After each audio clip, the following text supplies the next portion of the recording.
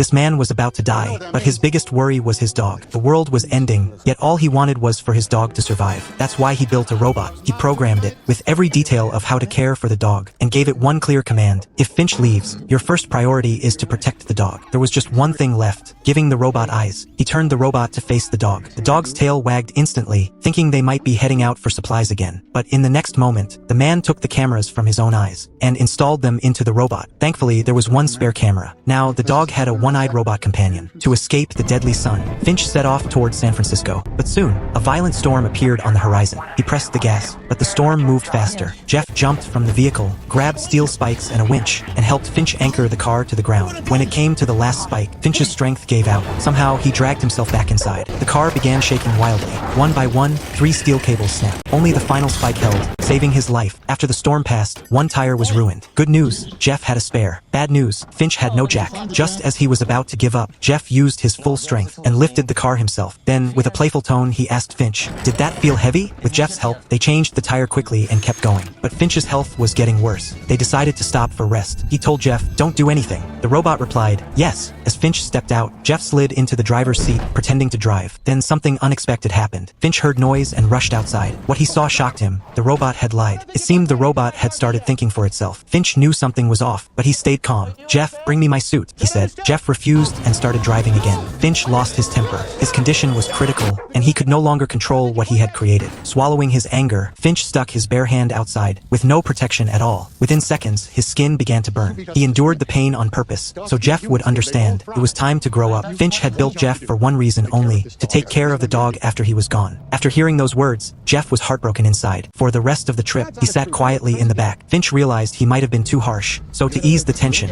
he offered to teach Jeff how to drive. Jeff's eyes lit up with joy. The next morning, a butterfly landed on the windshield. Finch stared in wonder. He slowly reached out and felt no burning at all. For the first time in years, sunlight brought him comfort, not pain. He put on a clean suit, sat in the warm light, and opened a carefully saved can of food. But the peace didn't last. He began coughing up blood. Time was running out. Jeff tried to carry him into an old army facility, but Finch stopped him. He pulled Jeff into a tight hug, as if he were his own son. In that moment, Jeff was no longer just a machine. He had grown human-like feelings. Not long after, Finch passed away. But Jeff's mission was not over. 18 hours later, Jeff and the dog reached the Golden Gate Bridge. They paused briefly to honor Finch's final wish. Then, side by side, they walked on, searching for a new home together. For part 2, like and subscribe and visit my channel.